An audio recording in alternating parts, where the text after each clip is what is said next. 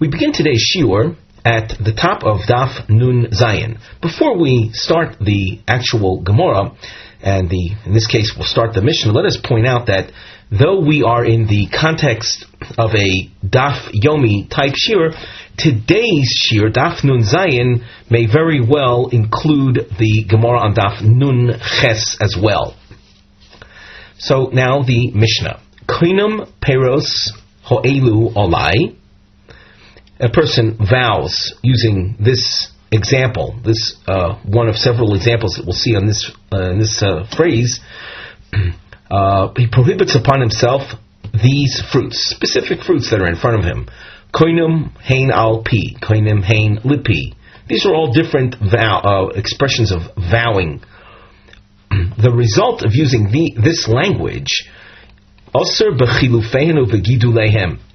He is prohibiting himself not only from the very fruits that are in front of him, but also anything received in exchange for those fruits, or any subsequent growth that you may plant. Those fruits may be planted and something grows forth from that, those will be prohibited also. The Tosfos elaborates on this. We look at the Tosfos commentary. Peros elu. In other words, the text should be peros ha'elu. Also b'chilufein u'v'gilein kevan dehizkir koinum stam. He phrased his vow using the konom expression. V'lo hizkir achila. He didn't mention that the fruits are prohibited with regard to eating. He just said these fruits are prohibited. The result of that, of not mentioning eating, Osar atzmo bein b'chilufein bein b'gilehem, it's an expanded prohibition, whereby the money that he may get in exchange for the fruits, or if he plants them and they grow into some new growth, all those will be prohibited. Now we continue in the Mishnah with another example.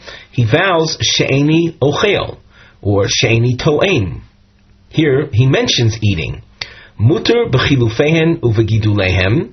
He will be allowed to use the money that he gets in exchange for them, or he'll be allowed to consume their subsequent growth.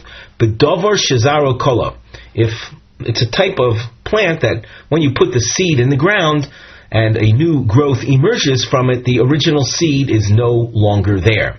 Avol b'dovar she'ein zaro kola.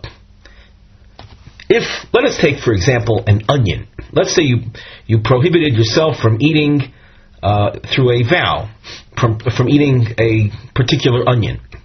When you plant an onion, the original onion remains, and it simply sprouts new bulbs. Additional bulbs grow, and that's how onions develop.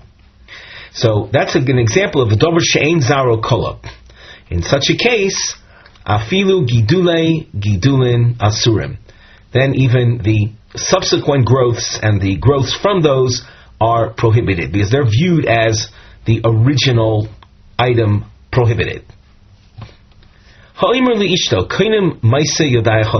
man says to his wife that he prohibits upon himself her maisi yodayim, her profits. Koinim hein alpi, koinim hein lipi. In using any of these expressions, so he is prohibiting them, and also b'chilufein b'gilem. If, let us say, she planted a tree, or she sold something that she made, so he'll be prohibited in the chilufein, and the money received for it. Whereas, as we said, in the case of planting a tree, he'll be prohibited from benefiting from the fruits as well. Very similar to the first section of the Mishnah, there was no mention of eating here, so it's an expanded type vow. However, if he says shani ochel or shani toyem, he's prohibiting himself from that which she produces by way of food. That I will not eat your food, I will not taste your food. Then muter b'chilufehen uvegidulein b'dover shezara kolashi. The husband is entitled to benefit from any profits she receives in exchange for that which she produced, or if it's a function of something she planted, he'll be entitled to eat the produce from that. If the original seed or the original plant that he had prohibited is a type of thing that when it's planted, it disappears. The original seed, the original item disappears. If it's something where the seed remains, or the original plant that was put in the ground remains, and simply new growths emerge, additional growths emerge, then afilu gidulim asurim. And even the growths that result from the growths are prohibited, because we are viewing it as the original Isur is still there. And now, the Mishnah has a series of vow situations that are, we'll say, time related. A husband says, Sha'at oisa eini oichel ad ha-pesach, Sha'at oisa eini miskase ad ha-pesach. He vows not to benefit from that which she produces, that he vows not to eat from that which she produces, that she makes, until Pesach. Or he won't cover himself if she makes clothing until Pesach. Osta lifnei ha-Pesach, if she produced items before Pesach, muter lechol uliskasos achar ha-Pesach. He can use those items after Pesach. The vow was, in terms of things that she makes, he will not benefit from until Pesach. So Pesach is the end time with regard to his self-imposed prohibited benefit. Now we're going to have a very, very similar vow with very different results. So we have to pay close attention to the language. He says he prohibits upon himself she'at oisa at Pesach eini ochel. Notice the difference. In example 1, we have a diamond marked number 1, just a few lines up. There he said she'at oisa. The timing, the Pesach time limit was not attached to the asiyah, to the producing, to the production, but rather it was on his benefit. He won't eat it until Pesach. In this case, the time element is attached not to his action, but to the production of the item. So he says here, She'at oisa ara Pesach, that which you produce from now till Pesach, eini ochel, I'm not going to eat. She'at oisa ara Pesach, eini miskas, anything that, any clothing that you make until Pesach, I will not wear. Also, if they Pesach, if she makes things before Pesach, we didn't point out earlier, but it's kind of self-evident, he's vowing, he's uttering the vow itself a month before Pesach, for example. And if she produces something before Pesach, also lefnei Pesach, also lechol eskasos achar Pesach, anything she produces before Pesach, he has vowed not to benefit from, unlimited by way of time. Anything she makes before Pesach, he is permanently prohibiting himself from. And now, some new examples, also with a time element, and these examples we have seen in the past. A man says to his wife, She'at nehenis li ad ha-Pesach, he imposes a restriction on his wife to benefit from him until Pesach, im hoileches at lebeis avich ad ha-Chag. Chag is Sukkot time. So in terms of the calendar, let us imagine that a month before Pesach he says this. He says, I'm prohibiting you to benefit from me until Pesach if you go to your father's house until Sukkot. Now, you have to understand that there's 6 months between Pesach and Sukkot. Sukkot is 6 months later. And he's making this vow a month before Pesach. And he's telling her, I'm prohibiting you from benefiting any benefit from me until Pesach if you end up going to your father's house from this point until Sukkot. What is the result then? Holcha, if she goes to her father's house lifnei haPesach, so then that activates the vow quite immediately in this case. Asura bahanoso ad haPesach. So she cannot benefit from him. She's right now, the vow has kicked in, and the vow stated that she will be prohibited in benefiting from him until Pesach. Now, we continue at the top of Omid Beis. Let us say that this woman goes to her father's house after Pesach. And let us assume that she, in fact, did benefit from him before Pesach. She benefited before Pesach. But don't forget, she was warned not to go. In other words, any benefit that she may have received will cause her to be in violation of the vow if she goes to her father's house up till Sukkot time. So if she had benefited from her husband before Pesach, though not having gone to her father's house before Pesach, but yes, after Pesach, the result is, but Bal Yachel, she is in violation, we'll say retroactively, of having benefited from her husband. As we saw in a sugya much earlier in the Masechta, if she wanted to play it safe, she simply would have avoided benefiting from her husband up till Pesach time. Then she would have been free from any violation. Because even if she went to her father's house after Pesach, there was no prohibition for her to have violated, for she would not have had benefit from her husband until Pesach. But that scenario is not featured here in the Mishnah. Another case, he says, a husband says, Shatnen isli ad hachag im hoylechesat lebeis avich ad haPesach. Once again, let's just, for example, he's speaking a month before Pesach, and he says that I'm imposing upon you a prohibition of benefiting from me for the next 7 months. You shall not receive any benefit from me until Sukkot time. Chag is Sukkot. If you go to your father's house up till Pesach. Holcha lifnei haPesach, if she in fact went to her father's house before Pesach, asur banoso ad hachag, she is not allowed to benefit from her husband up till Sukkot. Umuteres leilech achar Pesach, she is allowed to go to her father's house after Pesach. The only restriction that had ever been imposed on her was the visitation to her of her father's house up till Pesach. As far as her going to her father's after Pesach, that is of no concern.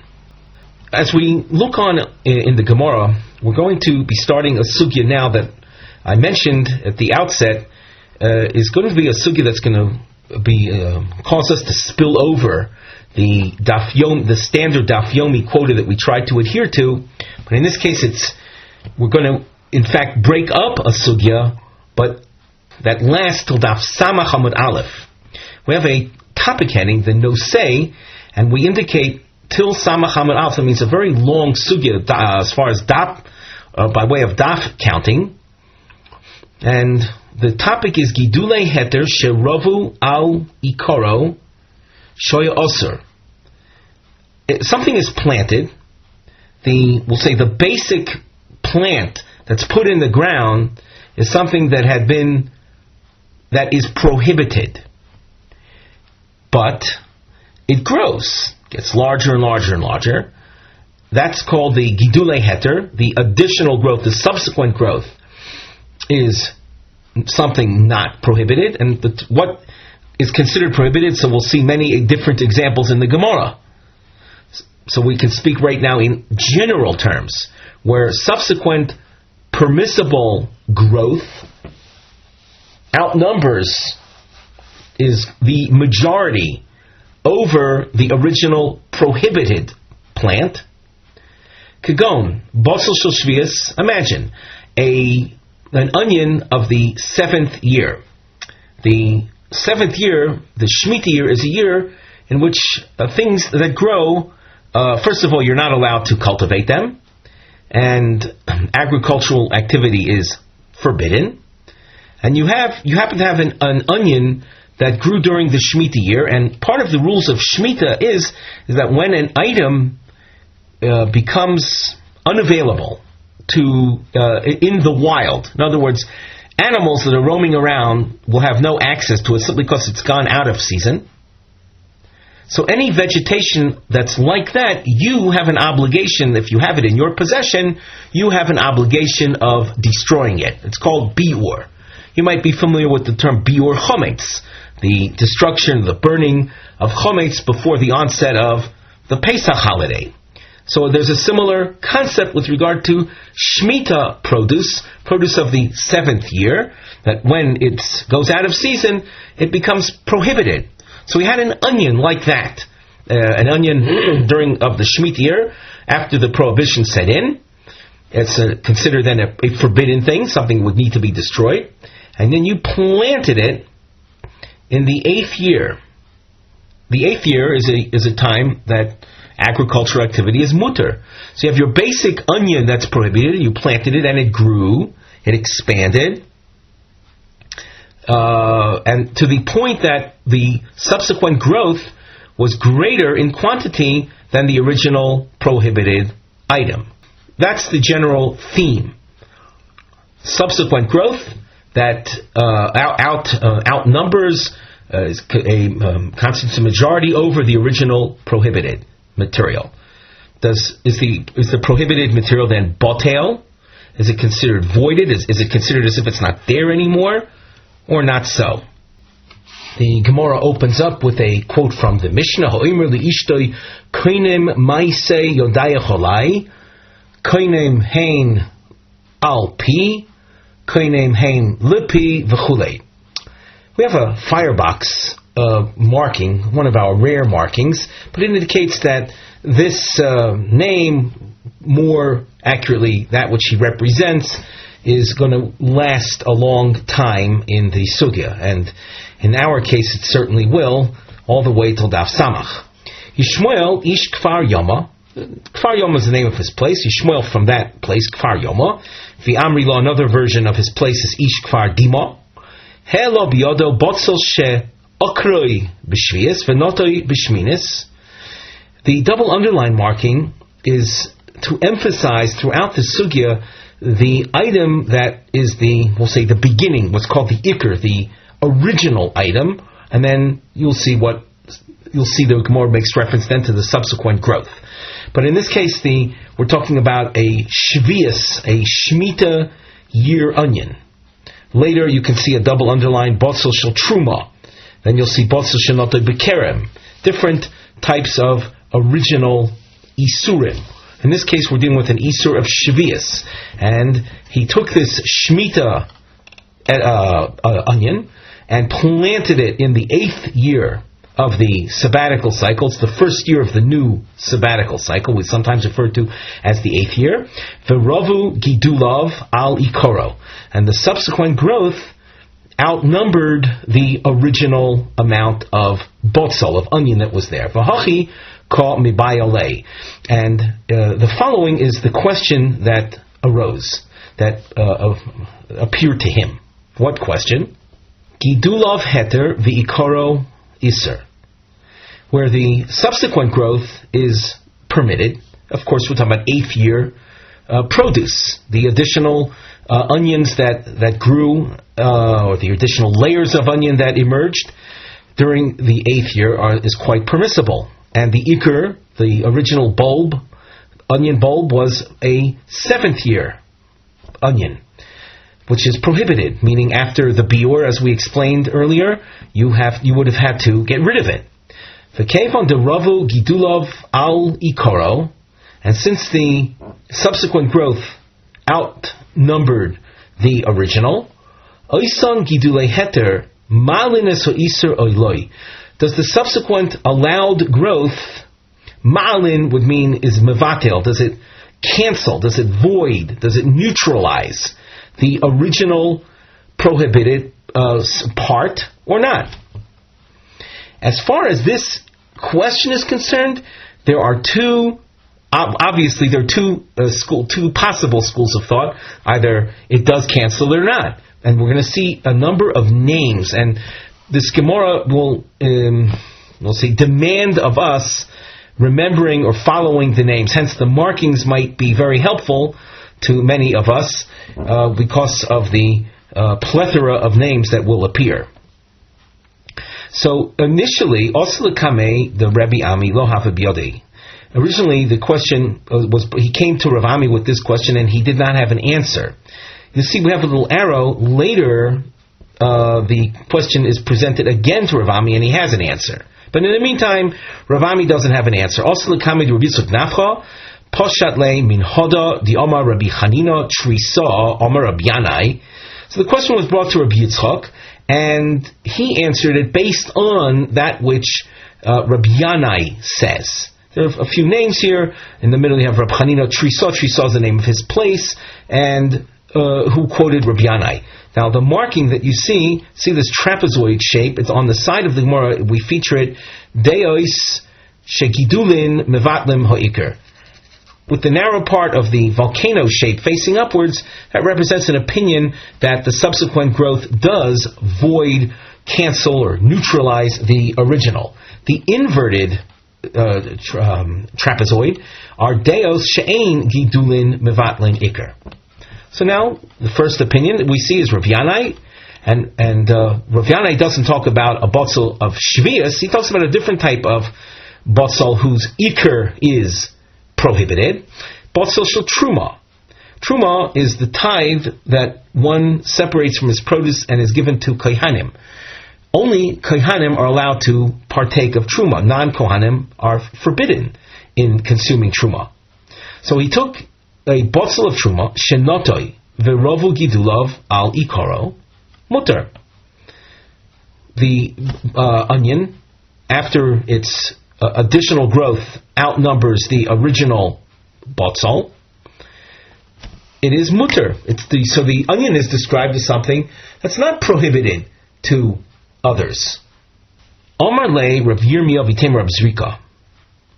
So Rav Yirmiyah, some versions have Rav Zrika saying to Rav Yitzchak Nafcha,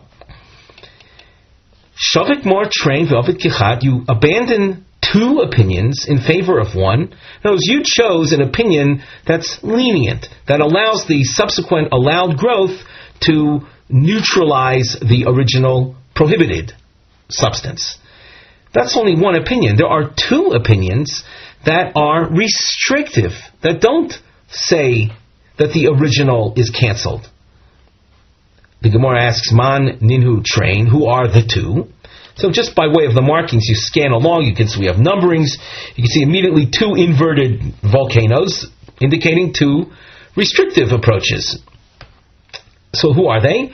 The Amar Rabbi Yavo, Amar Rabbi Yochanan, Yolda Shisibcha Bezekena, Uba Peros. Yolda literally means a young thing. In this case, we're referring to a branch from an orla tree. An orla tree is a fruit tree within its first 3 years of growth. The fruit on that branch is prohibited. In this case, he grafted the young branch onto a tree, an old tree, beyond a tree more than 3 years old, and it now continues growing. So you have fruits that were on this, we'll call it this orla branch, and now it continues growing while grafted onto the adult or old tree. Afapi shows Sifa Mosayim Ozer, even though the subsequent growth was 200 times the original growth. In other words, it grew 200 times the original amount after it was grafted. And you see the ruling is that is prohibited, so that the additional growth does not cancel the isur, the prohibition. The Omar of Shmuel Rabbi Nachmeni, Omar of Yehonasan, Botsel Shenota Bekerem, a botsal that was planted in a vineyard. This is an isur of Kilei HaKerem, of having vegetation planted in the midst of a vineyard. It's called Kilayim. So you have a botsal that was planted in a vineyard. v'ne'kar hakerem, and the vineyard was uprooted, leaving the botzol there continuing to grow in a permissible environment, meaning no neighboring vines anymore. Ozer. The botzol, even though there was subsequent heter growth, it remains prohibited. Hadar also lekame dravami upashit le min hada. Now, the original question, this issue was brought once again to Rabami, and he pashit means he resolves it, and you're going to see the next volcano shape, even though it's Rabbi Yochanan, but it's a different version. The narrow part is pointing upwards. So now, as you can see in some of the Meforshim, we're creating a situation of 2 against 2. So what does Ravami do here? He does resolve it, as opposed to what we saw before. That was the arrows we made reference to. And Ravami resolves it min hada. We have a new marking. This is a crown shape, and on the side of the Gemara, under the Mivneh heading, we've written, these are nisyonos limtso od manda omar de gidulim mevatlim es ha'ikr lekula kamo be'inyan shel Yishmael. In other words, we're trying to find another opinion. So we're going to have you'll notice that there's a back and forth structure. The crown shape with the points facing up are going to be attempts to find that, we'll call that second opinion of leniency. But not every attempt will be successful, and hence you can see there's an inverted crown shape that follows. So at this point there's an attempt to resolve in the direction of leniency, and Ravami resolves it min Hada the Omer Rabbi Yitzchak Omer Rabbi Yochanan from the following statement of Rabbi Yochanan: Litra b'tzolim. A litra is a measure, like we're familiar with a liter. Whether today's liter is the same as a litra is beyond the scope of our discussion, but it's a measure of b'tzolim shetikna v'zora.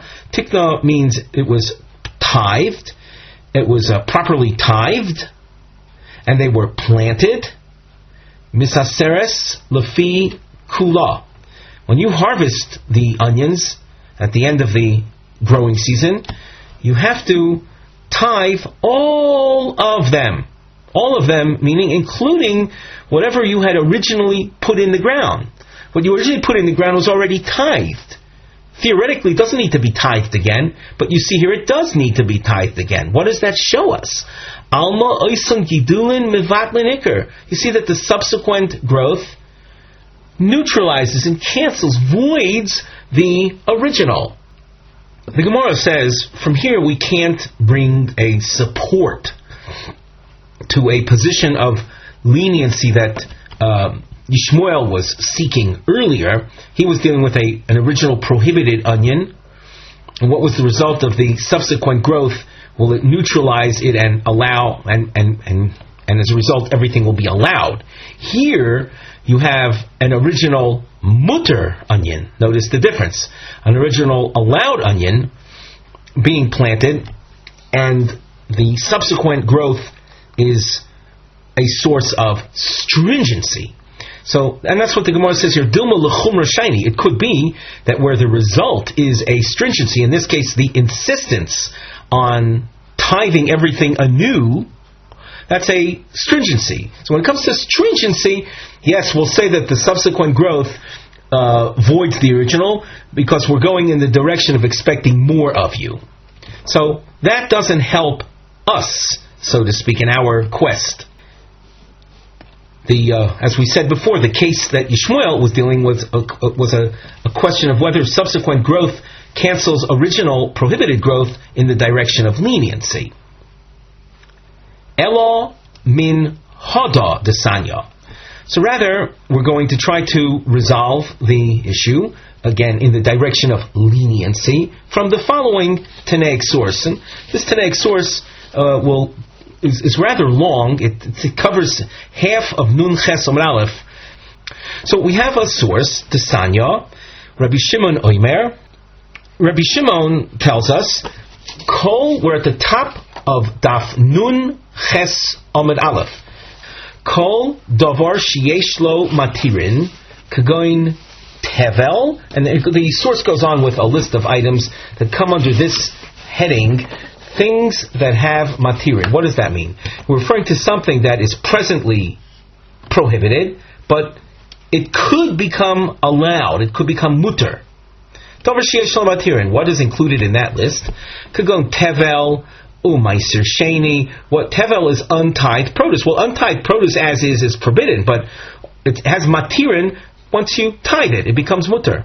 Meiser Sheni, the hektish. Meiser Sheni is produce that's tithed in the first, second, fourth, and fifth years of the sabbatical cycle. It's 10% that is separated as a tithe, and you bring it to Yerushalayim and eat it there.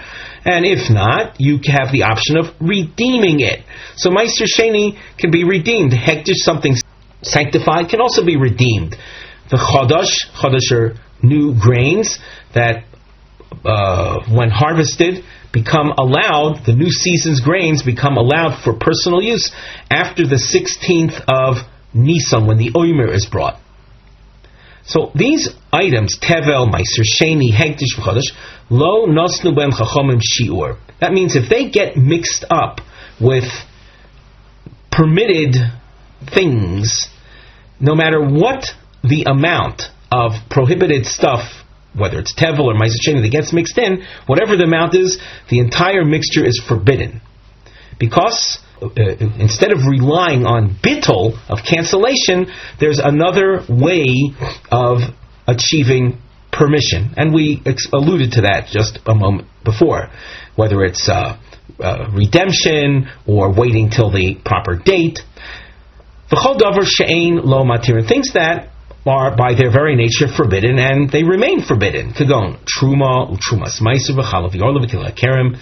The Truma tithe, we explained that earlier. Trumas Meiser is the tithe that a Levi separates from his Meiser Rishon and then gives the Trumas Meiser to the Kohen. Chala is a dough tithe given to Kohanim. The Orla, we had that before, the fruits before the third year of the tree's growth. Kilei Kerem, vegetation that grows in a vineyard. These are items that are objectively prohibited, and they cannot become mutter. Nosnu b'hem chachomim shiur. There's a different quantity for each one of these things if they fall into a mixture of permitted stuff. That's the chachomim assigned a ratio, a quantity in which there could be bittul, cancellation. Amru lo. So the Chachamim said to Rabbi Shimon, Rabbi Shimon, just stated a rule. And the rule was, just to review it, Davar sheyesh lo matirin, there's no bittul. Davar she'ein lo matirin, there is bittul. So they asked him, Valo shvius ein lo matirin. Shvius is an example of something that, once it becomes prohibited, it remains prohibited. V'lo nosnu bo chachamim shiur. The Chachamim do not assign a quantity of neutralizing, meaning if the shvius produce falls into a mixture of permitted produce, the whole batch is prohibited. Tisnan, and here we have to wait to see exactly the illustration of that. It says in this source, Hashvius oiseres kol shehu b'mina. Shvius produce, if it falls into, let's say you have shvius oranges with non-shvius oranges, like substances. That's mino, means its own kind. That's a mixture known as min b'mino. There is, kolshu means any amount of shvius, even if it's a very minuscule amount of shvius relative to the surrounding permitted environment. It's all prohibited. Omar lahen, so Rabbi Shimon says back, Lo amarti elo lebiur, avol laachila benoisen tam. I acknowledge that there is no permission, that there's no shiur. That's when it comes to biur. And we'll take a look at the Rashi in the upper part of the narrow lines of Rashi. He says, Elo lebiur. she'im notal botzel shel shishis ve'notoi b'shvius v'osifa kol shehu. So he took a botzel of the 6th year, which is allowed, planted it in the Shemitah year, v'hosifa kol shehu, Rashi says, and it added a little bit more growth. Oisa kol shehu mevatel seikr. That a little extra 7th year growth cancels the original umechayev kuva b'biur l'motzoi shvius, and the whole onion will then have to be destroyed at the end of the Shemitah year.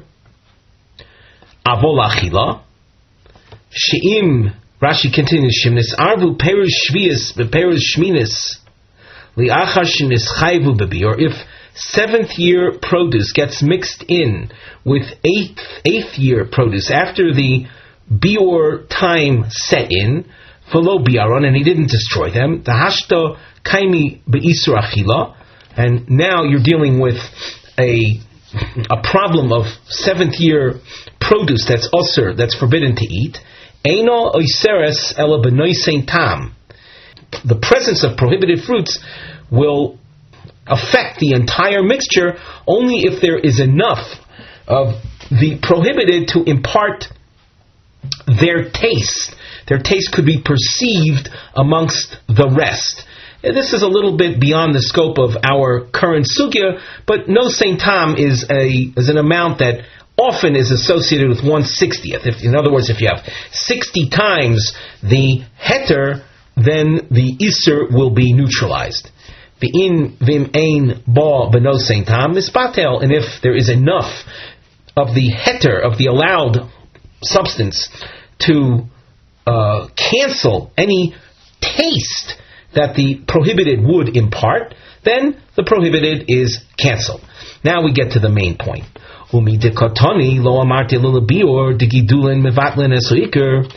That which Rabbi Shimon says, that something she'ein lo matirin has no shiur, something that Rabbi Shimon's rule was something that has no matirin does have a shiur.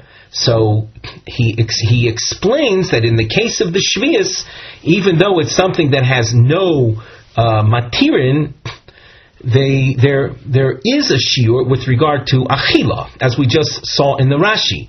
With regard to biur, so there it's true, ein lo shiur. And here we're focusing on that point though. From that which we are taught now, that Rabbi Shimon limits his comment to biur, where the gidulim have no, where the gidulim are mevatel, the little bit of, we saw the little bit of subsequent 7th year growth on a 6th year onion is mevatel the ikr.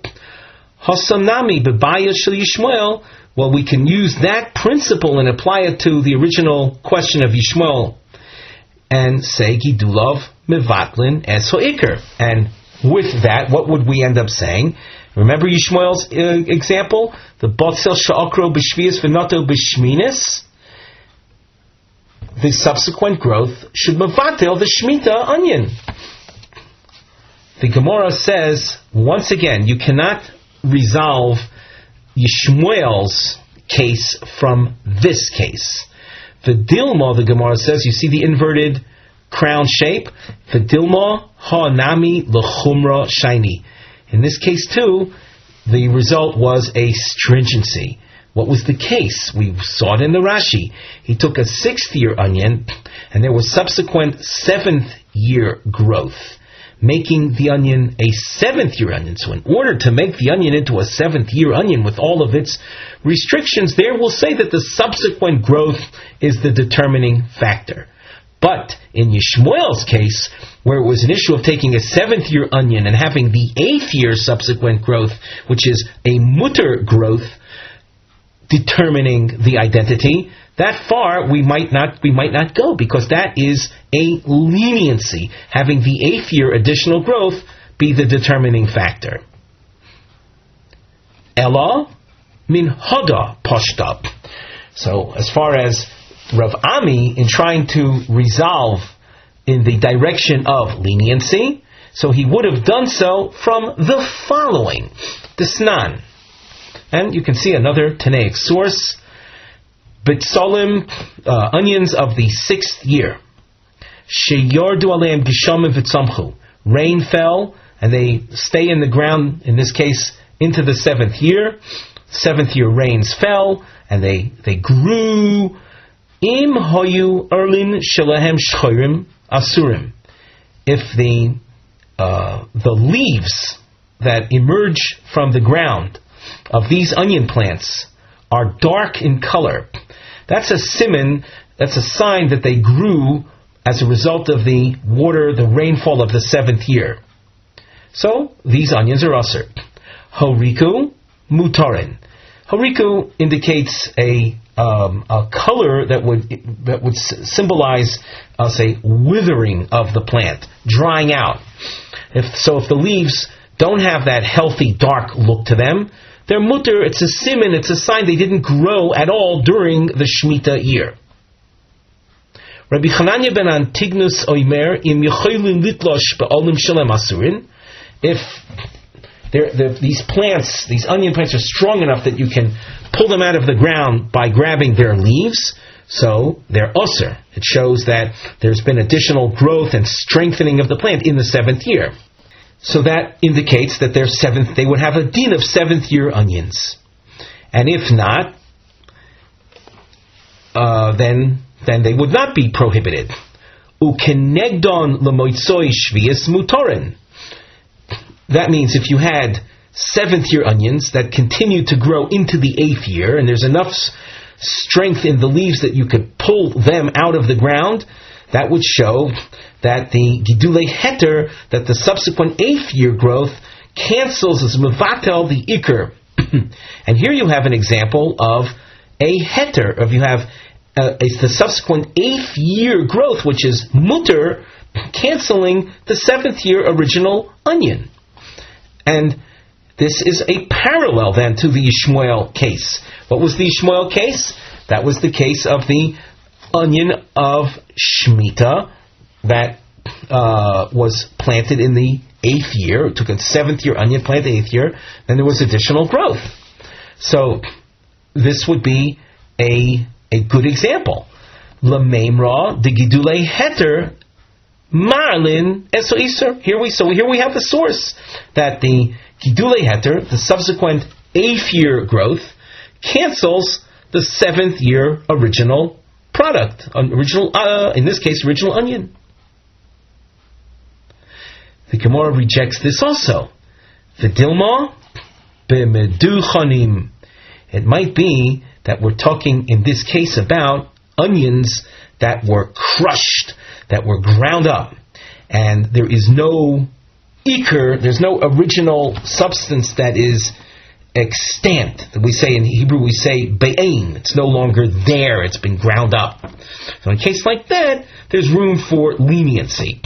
If we take a look together at the Rashi, that is found 4 lines from the end of the Rashi commentary, I might say that in general, subsequent heter growth does not cancel original prohibited substance. And here that we see that there is a voiding of the original prohibition. What is it talking about?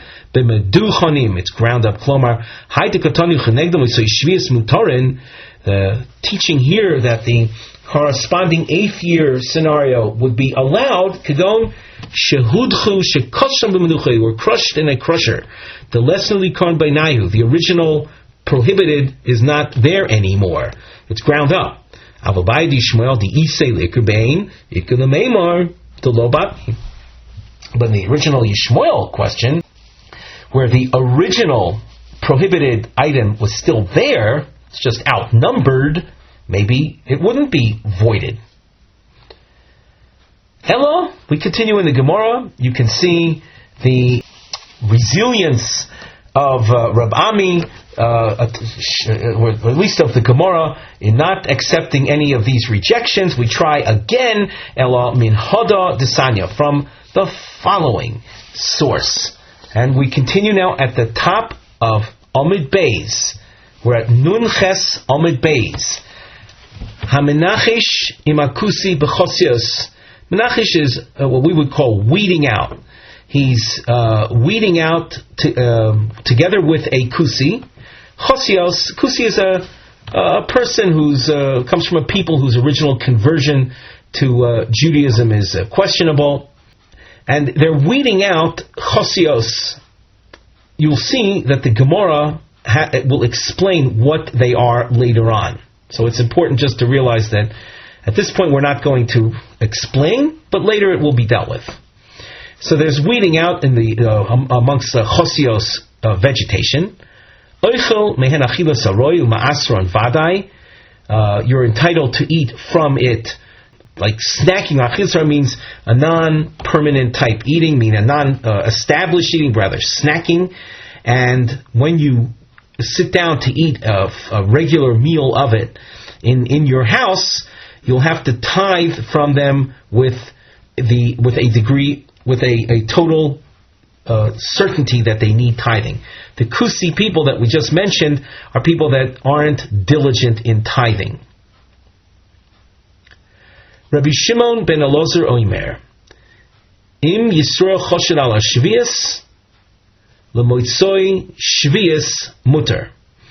You take a look at Rashi, third line from the top. Im Yisrael choshed al Shvius, shechoshud, he is suspect, shenotea chosios Shvius b'shminis. He would take 7th year chosios, and the biur time goes by, and he plants them instead of destroying them. He plants them in the 8th year. V'Yisrael menach shimo b'shminis mutu lo lechol mehem. The Jew, let's say diligent Jew, careful Jew who's working alongside this guy, is allowed to eat from them. Mishum degidulei heter shegadlu b'shminis malin esiser, because the subsequent development in the 8th year cancels the original prohibited part.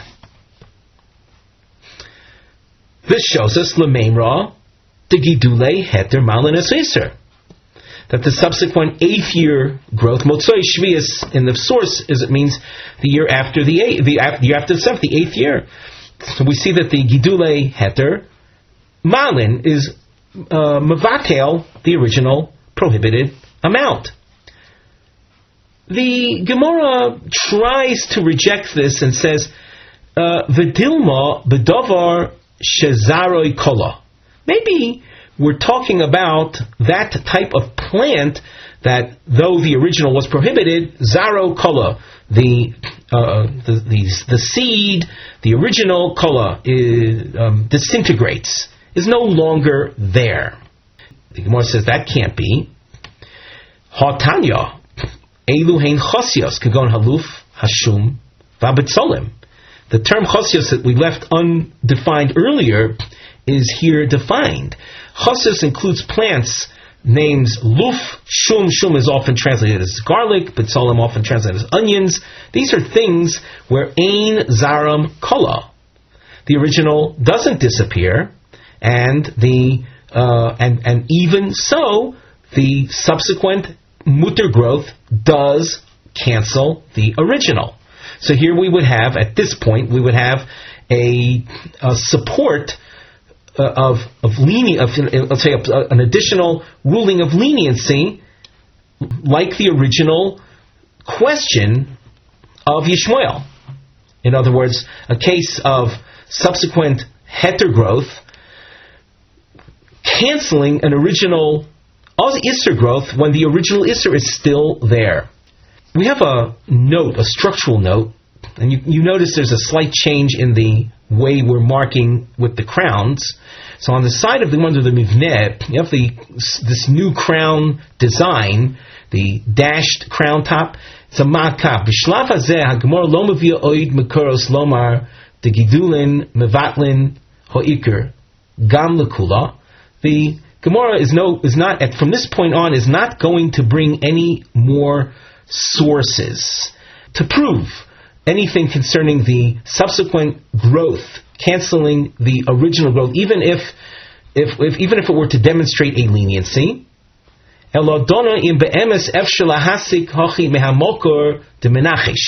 So this Menachesh source, at this point, looks like a good source to show leniency. The back and forth crown marking now is simply to analyze, is this source really a good source or not? And you can see we describe the crowns with the dashed, with the points facing upwards.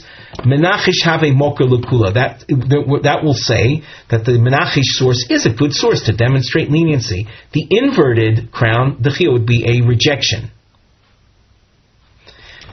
So let's continue. Is the Menachish source good? Maybe it's a zaro kola. No, it's not a zaro kola. And that's the last thing we said.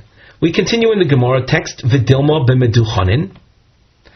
Maybe though the original is not there because it's been crushed, like we mentioned before, and hence it would not be parallel to the original Yishmael question. The Gemara says, Choshud al hashvias kotani. We're talking in this source of someone who is suspect of violating halacha, violating the rules of Shemitah. He's not going to trouble himself to crush things in order to achieve permission, to achieve leniency. He's a person that doesn't care. There's a Rashi, you see there's a star in the Rashi, Tritz holo matzis amris, the choshash v'yiskotani. The kaven the choshedhu, since he's a person that is suspect, lo mashkich leila chilo nidochin. He's not going to go out of his way to feed the people that are working with him, that are diligent, things that are crushed, in order to make it easier to cancel the original problem. Ushleimim achilam. He's going to feed the people that are working along with him, complete ones. And with that in mind, we can still conclude that subsequent heter growth does cancel original prohibited growth. The Gemara continues, Vedilma betaroivis. Rashi here says, Vidilma rose, Shemu'uraven oisan chosios bein sha'ar yerokos shel heter v'oichlon al yedei taroivis. Maybe the case here is that we'll say the problematic chosios are mixed together with other vegetables that are totally mutter, and he's eating them as part of a mixture. Mishum hachishari hoyel delese liikur be'ein, since the original prohibited one is not identifiable. Could go and buy a dishmael if you have the original plant simply with additional layers of growth on it, like the Yishmael question. Maybe under those circumstances, the subsequent heter growth would not cancel the original iser. The Gemara responds, you can't say that we're talking about a case of taroivis, hamenachesh kotoni. We're talking about them weeding the plants.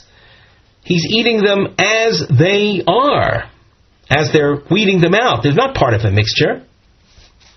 So then, once again, we have a good source. So if you're following simply the markings, you can see that the very last crown is indicative of the Menachesh source being a good source to demonstrate leniency. Well, if that's the case, Leimo Tevi Tufte the Rebbe Yochanan Uda Rebbe Yehonasan. Do you remember these names? And you can see where these names come back from Daf Nun Zayin with Beis. And fortunately, even though we've spilled over our Daf Yomi quota, these shitas, because we learned them as part of today's shiur, should still be relatively fresh. They were back on Daf Nun Zayin Omid Beis. They were the two, if you recall, the inverted volcano shapes, indicating stringency. One cited an Orlaw situation, and the other cited a Kilei HaKerem situation, and their conclusion had been that the subsequent growth does not cancel the original Iser. So, and here we have subsequent growth, yes, canceling original Iser. Shall we therefore say that we have a Tanaic source that refutes the opinions of Rabbi Yochanan and Rabbi Yehonasan. The Gemara, having raised this question, you'll notice, by the way, a new marking. The triangle is here as part of a ma'akav. So if you glance at the side under our topic heading, let's review the point we're dealing with right now by looking at the topic heading. In light of the proof from the Menachish source here at the top of Nun Ches Amud Beis, the Gidulin Mevatlin Ho'ikr, that subsequent growth does cancel original. So shall we say that this source represents a refutation of their respective opinions?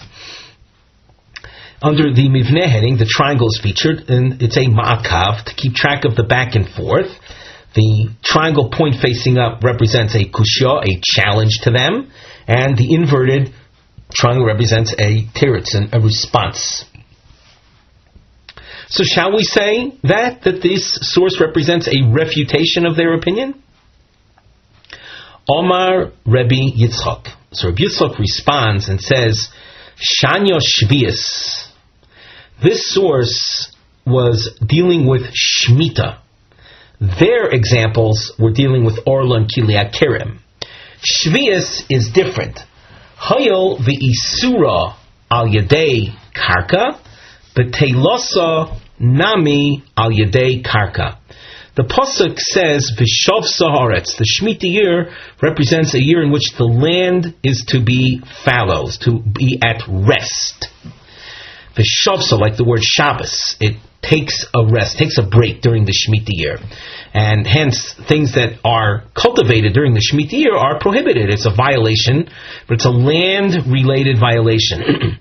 So Shemitah, since its violation is through the land, its cancellation, its voiding, the voiding of the problem is also through the land. This is in contrast to Orla and Kiliat Kerem, the root of whose prohibition is not the land per se. Orla is a time issue. It's dependent on what year of the tree's life it's in. And Kiliat Kerem is a function of man's intervention, where he planted it in a prohibited fashion. The Rosh commentary, the Rosh develops this. Let's take a look at what he says. In the wider lines of the Rosh, the lines under the Rashi commentary, if you count down about 6 lines in the Rosh, the wide lines under the Rashi, Shanya Shvius Hayul B'Yisrael Yedei Karka B'Tel Sanam Yedei Karka Kolomar Ba'oido Mechuba L'Karka Yotzei Meheter L'Isur Sheyotzei Mishishis L'Shvius V'chein Me'isur L'Heter Mishvius L'Shminis. While it's still in the ground, it goes from one status to another. If it's 6th year to 7th year, it goes from heter to isser, from permission to prohibition. If you're dealing with a plant going from 7th into 8th year, it's going from a state of prohibition to a state of permission, permissibility. Since the prohibited and the allowed intermingle on their own, they're considered intertwined, mixed together. And therefore the subsequent allowed, permitted growth can cancel the original prohibited growth.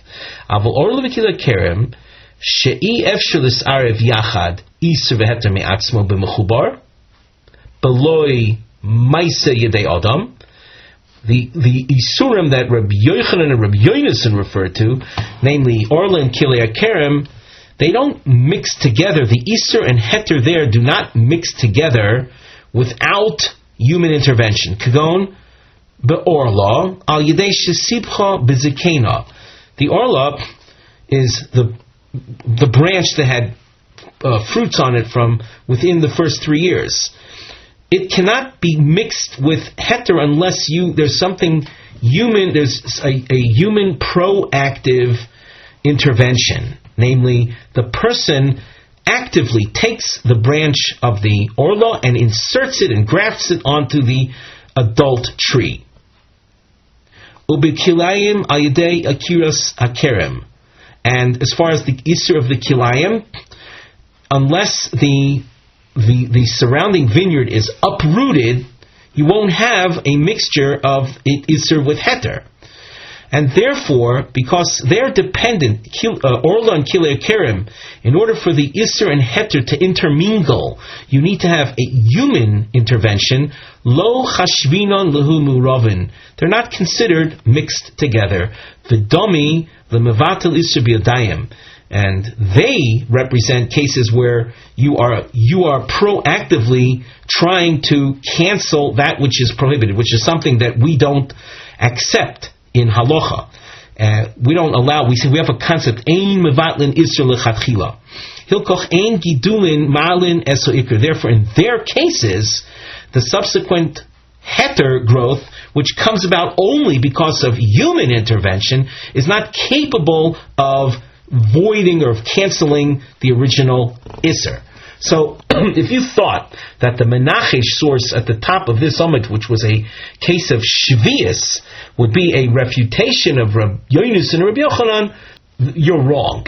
They're simply very different in their essence. Shvius is something where the Isser and Heter can intermingle automatically, Memela, that's through their simply remaining in the ground. Not so in the case of Orla and Kilei Kerem, and therefore we'll say they resist the cancellation possibility. The Gemara asks, "V'harei meiser, the surah al yedei karka, v'ein b'teiloso al yedei karka."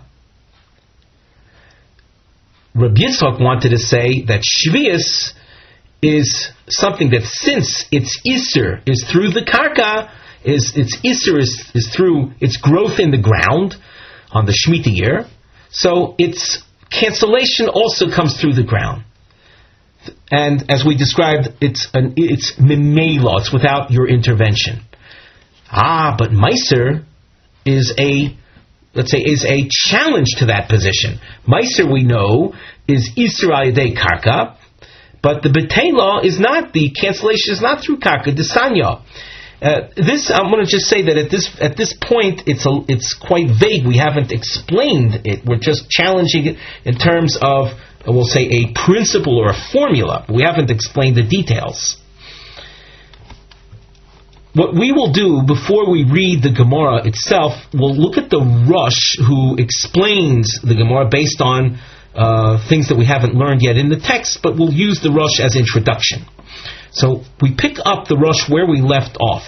Varei meiser de isuro ayedei karkahu tehazorei asa'at tvua metukenes. If a person takes some grains that he had once harvested and he tithed them, chosra lios tevel, upon their being planted in the ground and grow into new stalks of grain, they become tevel. They become tevel means they become viewed as untithed. V'ein b'teilos ayedei karka, the Rosh goes on, kishe misarvin memela gidelin min ha'ikr. The subsequent growth happens on its own, and they grow forth from the original permitted, and yet it's not botel. So you have additional growth while in the ground, and it doesn't become botel. Now, that's still a bit vague. So we'll go through the continuation of the Gemara, through it with the example, Desanya. Litra Meiser Tevel.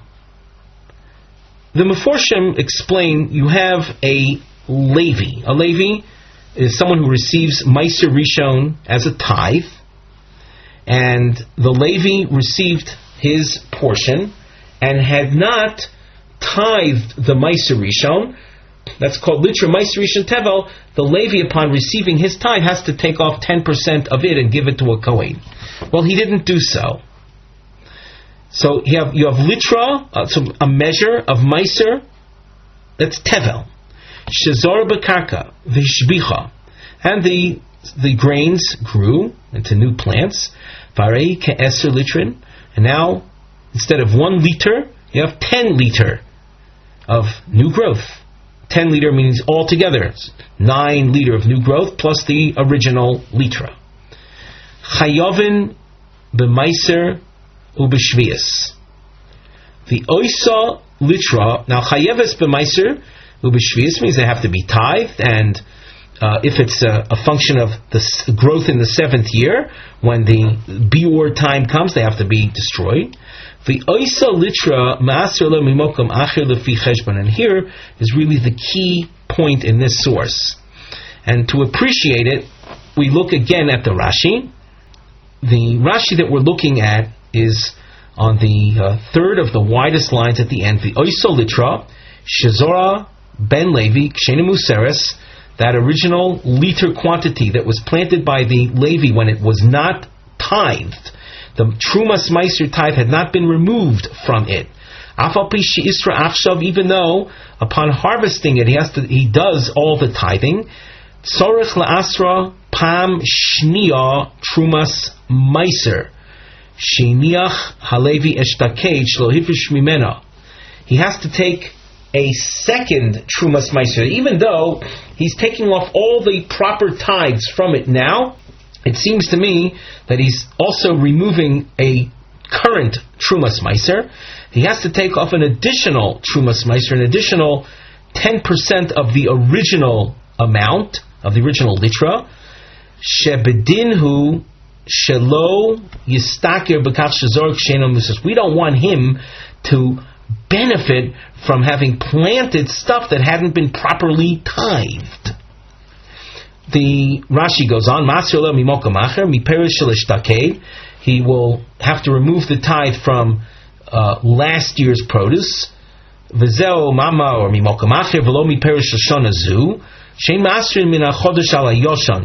can't have him take the tithe from this year's produce because of a rule that says you don't remove or you don't tithe from new growth to exempt last year's or old growth. The Rashi continues in the next Dibra Masala, he has to, in his tithing now, after he harvests the new growth, he has to take into account that original litra that he planted. That's Alma. We see from all of this, the Ein B'Teilosei De Karka. And what does that mean? That it's not canceled through the ground? The Afagav Shenizra, even though it's all been planted, Chayov B'Trumas Meiser, the obligation of removing the original Trumas Meiser remains. V'koshel Rabbi Ami, this is a problem for Rabbi Ami, that this goes way back to Nun Zayin with Beis. The Pshitolei, the Gidulei Heter Malnas Yisr. Rabbi Ami had felt he had when he eventually answered the question again, he had felt that the subsequent heter growth does cancel the original iser. Here we see that we're not ignoring the original iser. Actually, more accurate, we're not voiding the original iser. We still are tending to it. The Gemara then answers. And we continue now at the top line of Daf Nun Tes Amud Aleph. Amri, Meiser, the Isur over here is an Isur of Meisrus, of Trumas Meiser. Digun hu de Kagorim lei. It's not an example of the ground creating the Isur. It's what makes grains liable or subject or obligated in being tithed. It's not their growth. It's the processing of it. Digun has to do with the piling up of the grains. And we can see the Ran at the top line. Meiser digun udekal gorim le shayadei digun mischayev v'meiser v'layadei karka. So that if if we had originally we had an attempt to challenge Rabbi Yochanan and Rabbi Yehonasan from the Menachish source, Rabbi Yitzchak had given an answer that Shvius is different from them, because Shvius is something, since the Isser is through the Karka, the cancellation can also come through the Karka, and we just now thought that we were able to challenge his analysis, and the result is we're not able to challenge Rabbi Yitzchak's analysis. Notice the positioning of the triangles, just like the Rabbi Yitzchak triangle was inverted, the final point of the Gemara at the top of Nuntes Amud Aleph, also the triangle is inverted, thereby showing that Rav Yitzchak's point remains. And if you thought to challenge it from this case of Maisris, so we were questioning on a mistaken assumption. We thought that Maisris was an Isser that comes through the Karka, and as we had seen that the planting of it and their growth is that which obligates them in being tithed. That's not so. It's the human involvement, the processing of the grains that instills within them and obligates them to be tithed. Now, I want to emphasize that we are still in the middle of this long discussion, but we've already spilled over an entire daf beyond the Daf Yomi quota. So you should realize, though, that the mosiv, this word at the end of the top line here on Daf Nun Tes Amud Aleph, is going to be a kasha on the opinion that Gidulin are mevatel. Up till now, that's what we've been working with. Let's say just Rabbi Yochanan and Rabbi Yehonasan aside, they were dealing with special isurim. But besides that, when you're dealing with the Shemitah issue, which has certainly been the mainstay of our discussion till this point, we've been claiming that Gidulin are mevatel the ikar. That is going to be brought into question as the Gemara goes on. So Mirz Hashem, when we pick up our next shiur, we're going to do so without too much introduction, hoping that you will have listened to this. With that, we conclude our shiur for today.